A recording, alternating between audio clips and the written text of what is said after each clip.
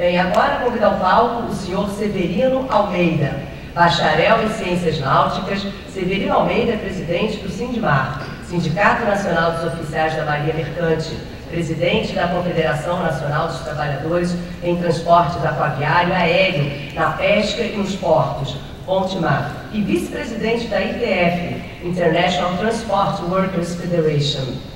Ele falará sobre a importância dos trabalhadores para o desenvolvimento das atividades marítimas e portuárias.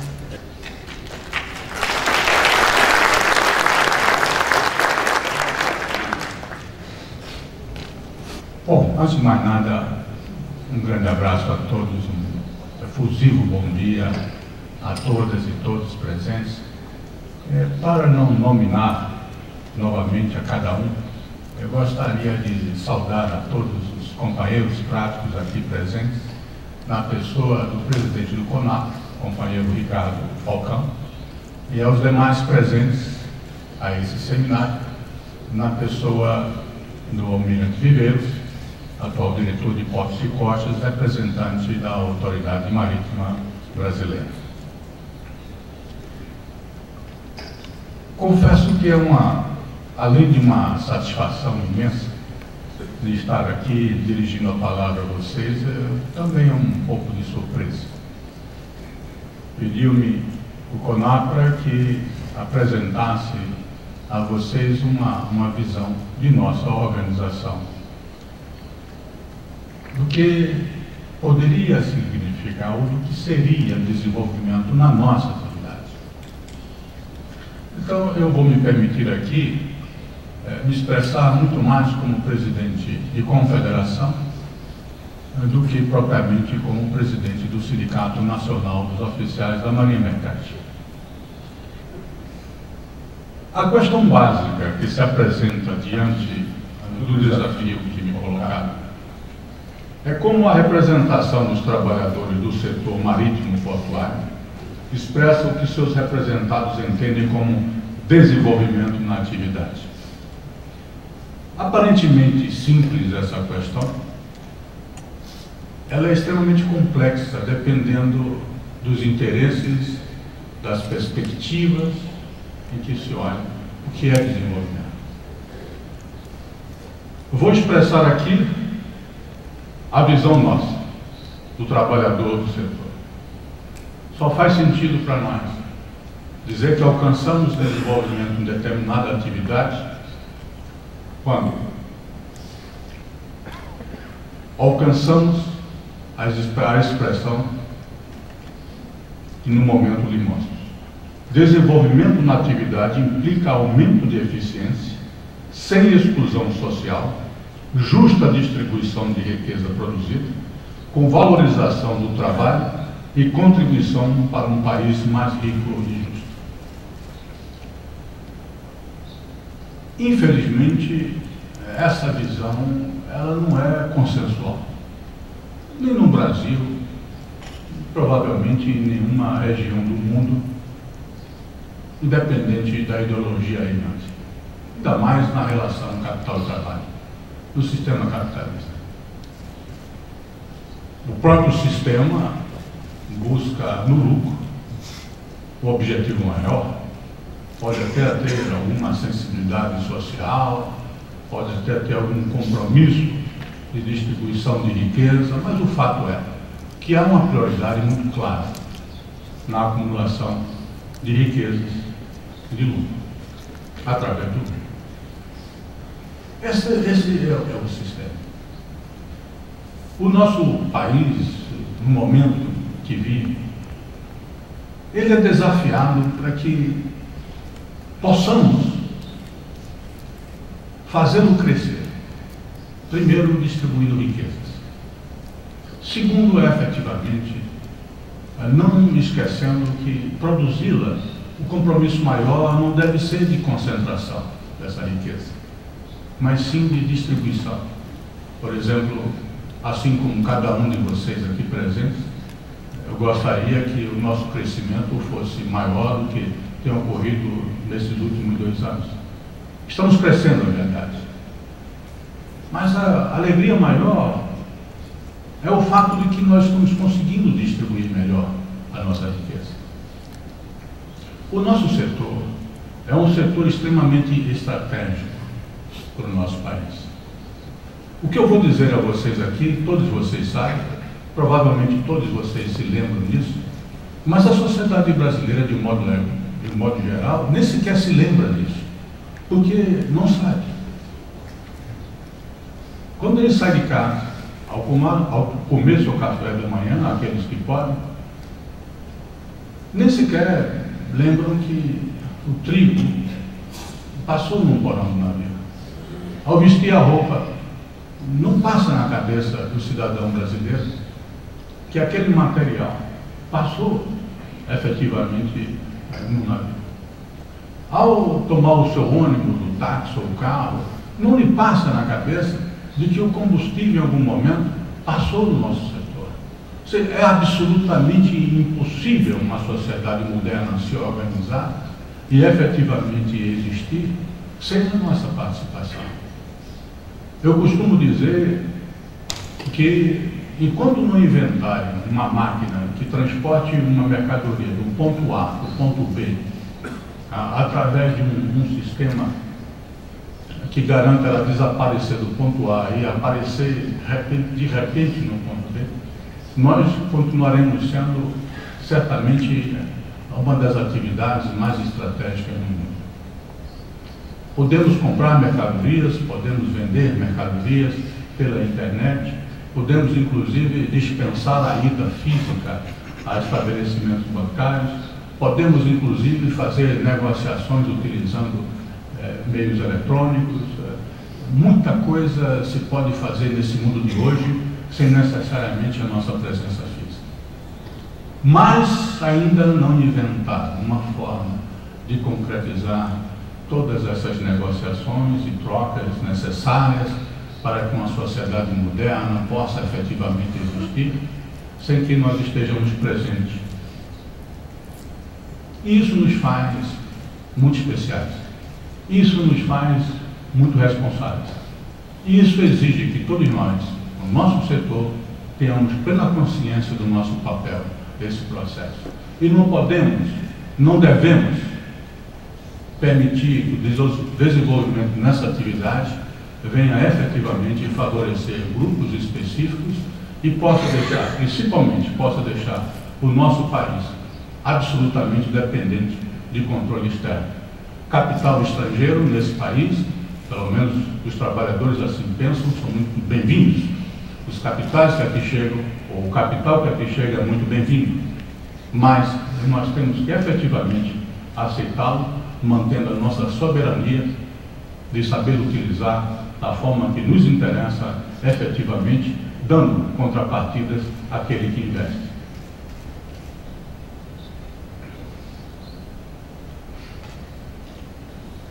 Um fato já citado aqui, aliás, o Ricardo deu uma atenção especial, é que desde os anos 90 é evidente em nosso país o esforço de armadores e operadores portuários em responsabilizar os trabalhadores marítimos portuários pelos altos custos e ineficiências operacionais do setor. A mídia, via de regra, amplifica este entendimento, formando opinião nesse sentido. Desafio, excetuando a representação estrangeira, que não tem por que saber a nossa rotina aqui, mas eu desafio qualquer um que viva em nosso país que não saiba que, por exemplo, o tripulante brasileiro é extremamente caro, que o portuário é um problema grave, porque além de ineficiente, ele atravanca, através, especialmente de sua organização sindical, o desenvolvimento portuário brasileiro. Duvido que algum ou alguma pessoa aqui efetivamente não saiba, através da mídia, que o serviço de praticagem é abusivo, extremamente caro, realizado de forma absurda, porque não se justifica. É assim que nós, que fazemos esse setor no Brasil, Nós somos reconhecidos. Talvez o fato de que a nossa sociedade só veja navios quando está tomando banho de praia, até o acesso aos nossos portos, o contato maior com os nossos homens e mulheres desse setor é quase impossível de ser alcançado pela sociedade organizada, porque, ao contrário de diversos países e mais de 14 anos de exercício profissional como marinheiro, testemunhei no exterior que a visitação a navios, as operações portuárias são até estimuladas, que o trabalho desses homens e mulheres, inclusive, merece da sociedade reverência. Em alguns países, em cidades portuárias, muitos são os monumentos em honra a esses trabalhadores.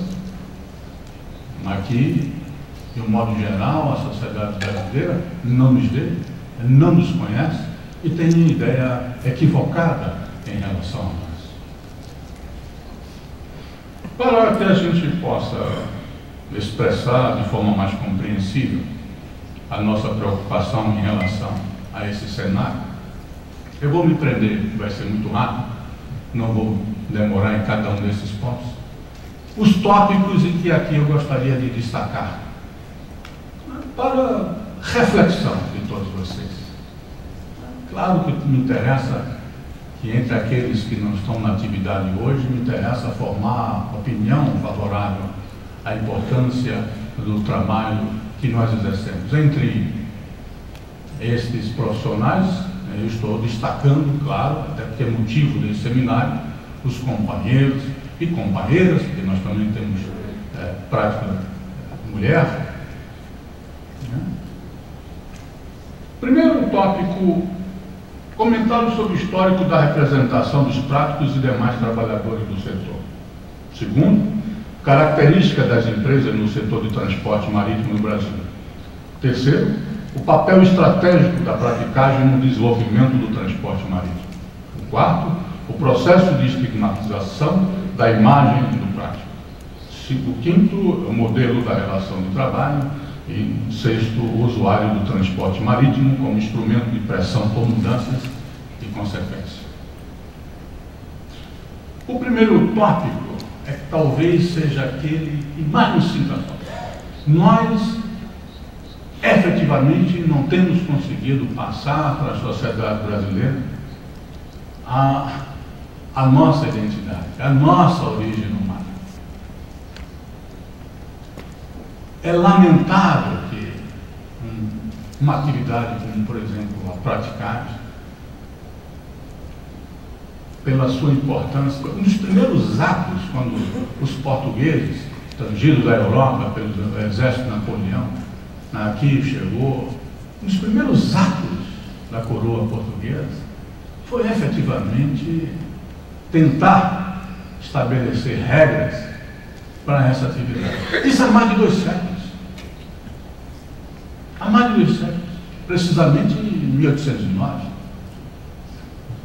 É curioso que um dos primeiros atos também do Brasil República, no final da década de 1889, um dos primeiros atos da nova República Brasileira, foi também no sentido de decretar uma regulamentação para essa atividade.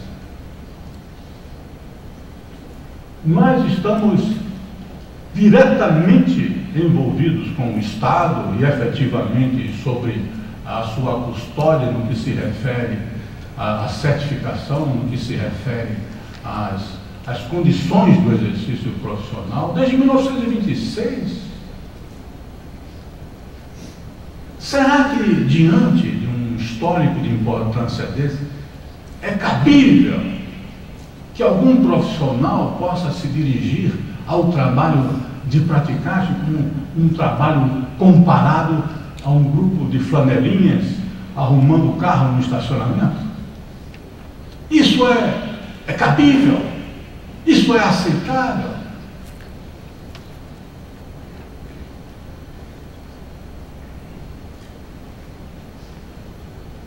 Muitos não sabem, mas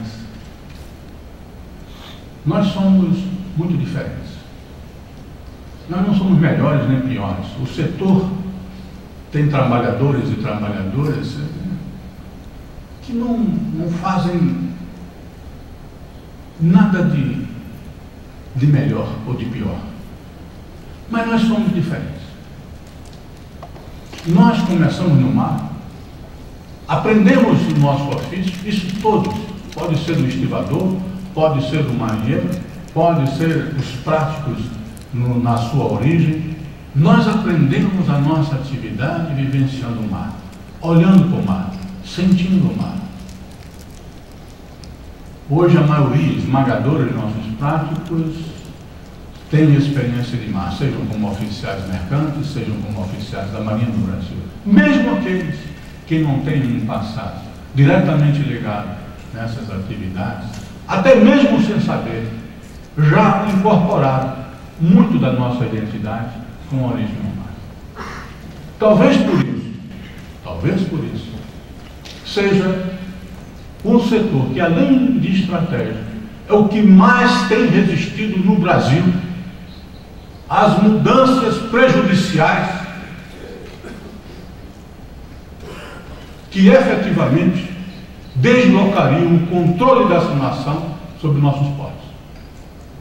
Mais à frente eu vou falar um pouco sobre isso e vocês irão entender melhor. Outro aspecto que muitos desconhecem: nós não somos apenas somente antigos em termos de atividade.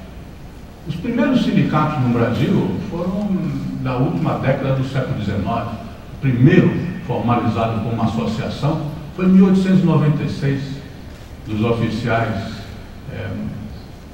sapateiros. Naquela época era uma grande novidade, ter sapato era um privilégio de poucos. Mas a nossa primeira associação no nosso setor foi em 1903. Nós já estamos fazendo 110 anos dos primeiros sindicatos. Em 1905 nós já tínhamos 3 associações. Os oficiais, que a essa altura nem sequer comando ou chefia de embarcações eram prerrogativa de oficiais brasileiros, em 1917 já estavam se organizando de forma unificada. Quando muitas categorias iam se organizar 20, 30, 40 anos depois, algumas nem existiam, não estavam organizadas porque não existiam, nós já não estávamos organizando há muito tempo. Talvez isso, toda essa história de experiência, de resistência, de luta, é que talvez tenha contribuído para que a gente possa sobreviver diante das investidas que se pretende fazer nesse país. Aqui, quem é do setor sabe, não é novidade para ninguém. Por exemplo, Montevidéu, a dificuldade de se fechar acordos já há uns 3 anos dentro do Mercosul. Ora, 60% do porto de Montevidéu está reservado para carga de transbordo da empresa mestre. Ao não se aceitar essa carga de transporte dentro do acordo de Mercosul, por que o argentino iria aceitar um acordo como esse? Eu pergunto até mesmo por que o Brasil aceitaria. Em tese, já aceitou, o que é lamentável. Isso não é bom para um país. Nós não podemos efetivamente permitir que o processo de concentração, que vou falar logo a seguir, possa nos tirar do controle, né, de nossos portos, e nós efetivamente, nós os trabalhadores, iremos contribuir para que isso não ocorra. O tópico número 2, destaquei 3 aspectos que a gente não pode esquecer. Mas a imprensa não vai lembrar isso de vocês. Nós hoje somos um setor que efetivamente existe em sua esmagadora maioria em função de investimento estrangeiro. Hoje o principal empregador do marítimo brasileiro são empresas de capital estrangeiro. Aliás, a única empresa brasileira efetivamente grande é do Estado, que é a Transpetro, subsidiária da Petrobras. A única efetivamente grande. O monopólio no transporte é uma coisa muito curiosa. Todos vocês sabem que ninguém aqui consegue efetivamente transportar um simples contêiner do porto de Rio Grande, por exemplo, para Fortaleza, ou vice-versa, transportando sapato, por exemplo, que não passe necessariamente por uma empresa brasileira de navegação. Não existe cabotagem brasileira sem monopólio da empresa brasileira de navegação, e que a sua grande maioria é de capital estrangeiro. Quem efetivamente vive numa realidade dessa pode reclamar de monopólio. Por mais crítica que qualquer um dos senhores e das senhoras tenha em relação ao monopólio, ninguém que vive num cenário desse pode falar mal de monopólio. E por que o monopólio incomoda somente quando é de alguma forma utilizado a favor dos trabalhadores? Por que essa boca torta do uso de um cachimbo indevido? E no esporte? Tanto se falava de monopólio no Estado, de sindicatos, passados esses anos todos, desde a aprovação da 8630 em 1993, o que é que nós temos hoje? Trocamos o monopólio de Estado por um verdadeiro oligopólio privado nos nossos portos. E preocupem-se com isso, porque o fenômeno de concentração dessas empresas, com esse oligopólio, vai colocar efetivamente o usuário do transporte refém desse sistema.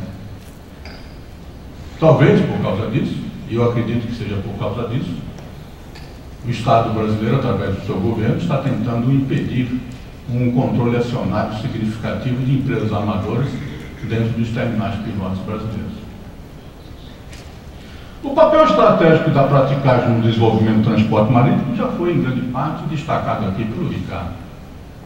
Na segurança das operações portuárias, na ampliação do volume de carga operada e em suporte ao controle do tráfego portuário. Eu vou fazer duas observações pertinentes. A primeira observação é que todos vocês souberam que aconteceu em Gênova há um par de dias atrás. Hoje eu não vi, não me atualizei, mas haviam 6 mortos e 3 desaparecidos e tal. Eu ontem procurei encontrar na internet para olhar as manchetes em relação a isso. Curioso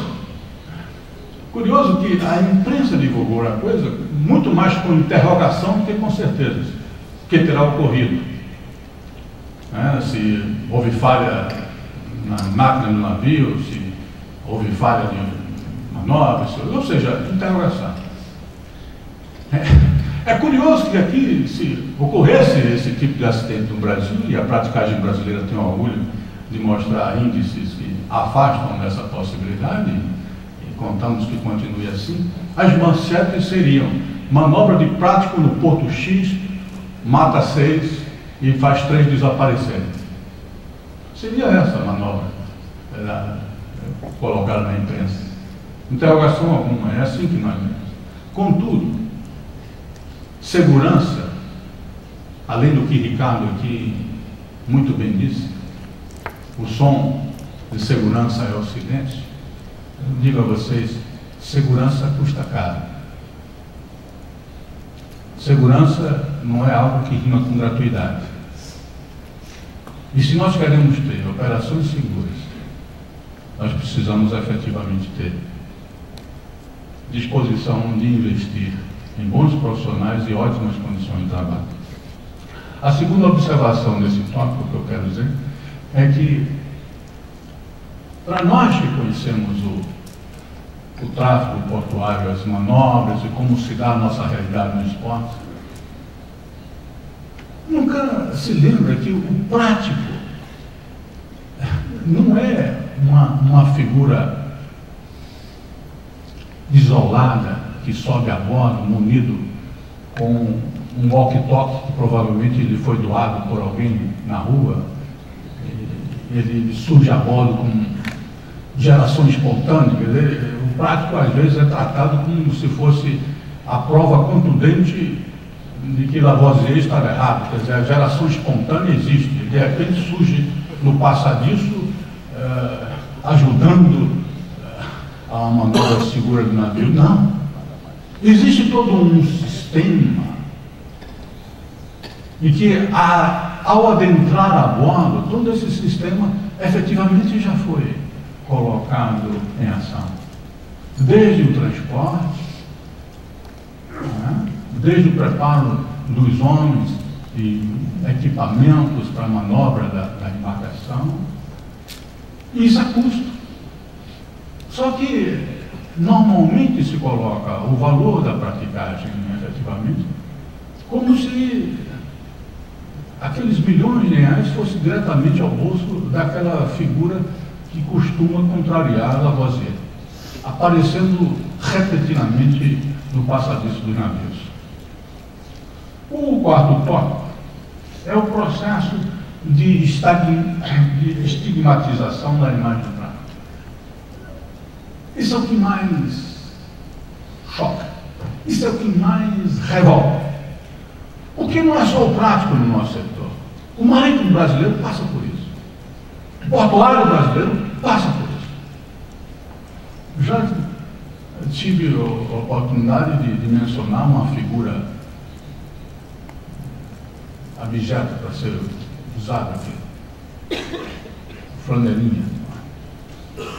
Agora, isso não é gratuito. Isso não é gratuito. Isso não é gratuito. Porque quanto mais se reduz a importância desse trabalho, o papel estratégico do tráfico em nossos portos, mais torna-se absurdo o custo de praticagem. Mais e mais convence as forças políticas desse país em promover mudanças em direções a outros interesses. O serviço de praticagem, ele é essencial, até por força de lei. Está escrito na Lei de Segurança do Tráfego Aquaviário. É classificado como um serviço essencial. E não está classificado como um serviço essencial simplesmente porque o redator estava procurando palavras mais fortes para colocar numa legislação ordinária. Não. Porque é essencial há mais de 2 séculos. E não pode, e não deve ser aceito que seja tratado como um trabalho de 3ª, 4ª, 5ª categoria, se podemos classificar trabalho por categoria. E é bom perguntar sempre ao amador, ou a qualquer outro que defenda mudanças ou precarização nessa prestação de serviço, se o usuário, em algum momento, vai receber efetivamente alguma vantagem nessa busca de redução de custo. Eu sou muito jovem, acabei de fazer 23 anos recentemente, mas já vivi o suficiente para saber, no meio dessa armação, que o usuário usualmente só serve para pagar a conta.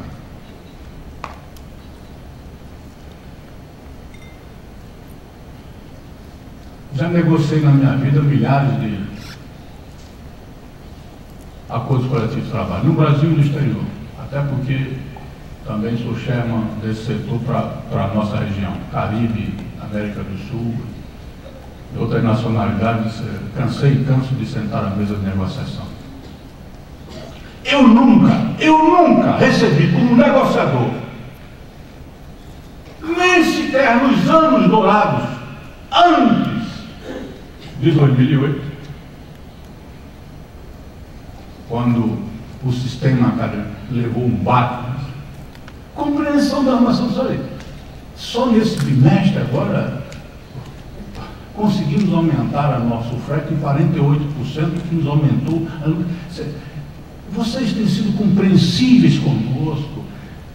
Vou ampliar em 2% a minha oferta. Eu recebi 48%, mas um ato de magnitude, eu vou conceder a vocês 2%. Como eu disse a vocês, eu tenho 23 anos de idade, sou muito jovem ainda, mas já tenho um pouco de experiência. Eu nunca vivenciei isso. Nunca. Se na época das vacas gordas, se posso usar essa expressão bastante chula e popular, imagine quando as vacas emagrecem. Imagine.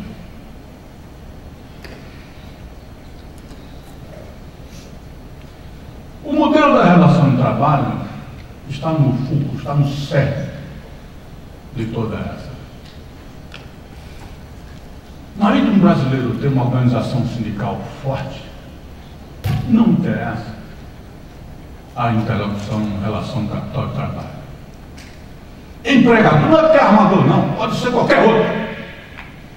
Empregador gosta de subordinação. Gosta. Trabalha para isso. Trabalha para obter dependência. Extrema compreensão do trabalho em relação às necessidades do capital.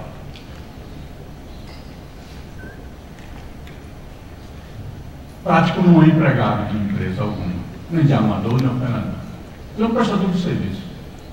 Recebe pelo serviço prestado, previamente negociado e contratado. Não é a melhor relação de trabalho nesse mundo capitalista.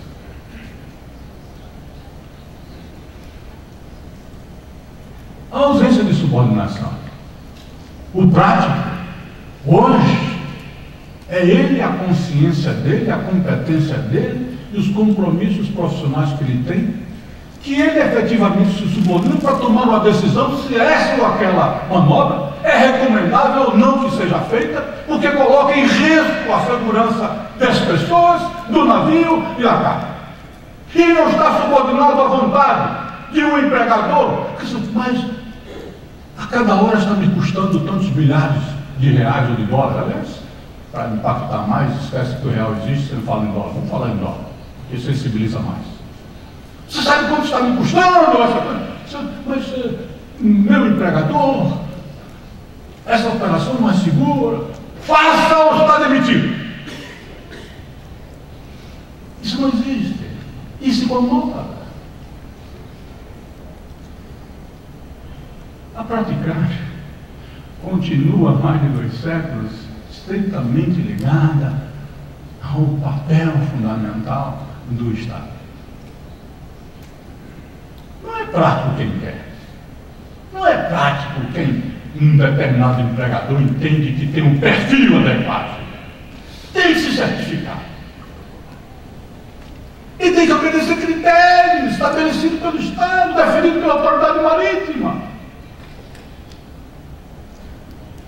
Não se pode ter nesse país 4, 5, 6 mil práticos, uma fila monstruosa de práticos desempregados pedindo, pelo amor de Deus, me dá pelo menos 1 ou 2 das mais de 13 mil operações anuais em Santos, aqui no estado do Rio de Janeiro, não no Porto, né?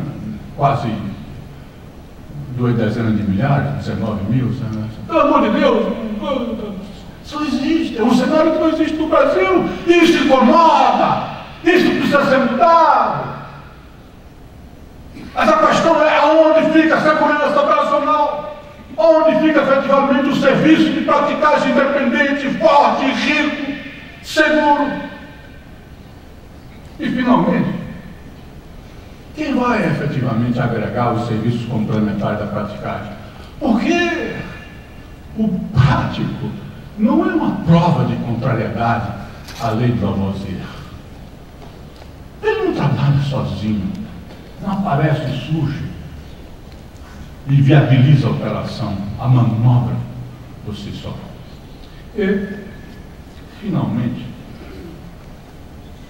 reservei 2 ou 3 minutos específicos para o nosso querido usuário, aquele que paga a conta. Aquele que paga a conta. Não tenho a menor dúvida que o usuário, do modo geral, e suas organizações representativas, ou são caldo de cultura muito apropriados para serem motivados a mudanças. Sabe por quê? O usuário, quanto menos pagar, mais interessante é. O usuário ainda tem bem forte na memória os anos antes de 90, os anos 80, onde nós tínhamos um outro modelo, e sem entrar no mérito ou discutir vantagens ou desvantagens, custou muito caro. O usuário, normalmente, é um aliado nesse processo de mudança. Agora, como vai ficar esse usuário no futuro? Como todos vocês sabem, mais de 70%, talvez 72%, 73% de contêiner no mundo é controlado por 3 grandes empresas.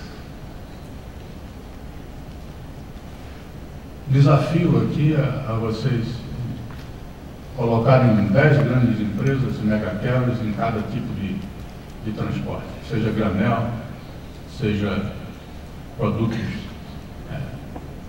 líquidos, sejam cargas especiais.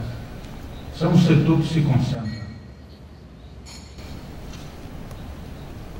Anualmente a Maersk, por exemplo, que é uma empresa que eu conheço razoavelmente bem, promove um encontro em regiões diferentes, onde reúne ou tenta convencer toda a malha em que está envolvida.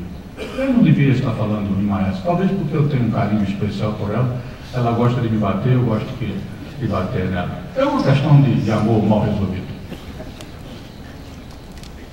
Onde reúne portuários, onde reúne trabalhadores de apoio portuário, reúne marítimos, reúne toda uma malha para discutir políticas de integração de sua rede no mundo.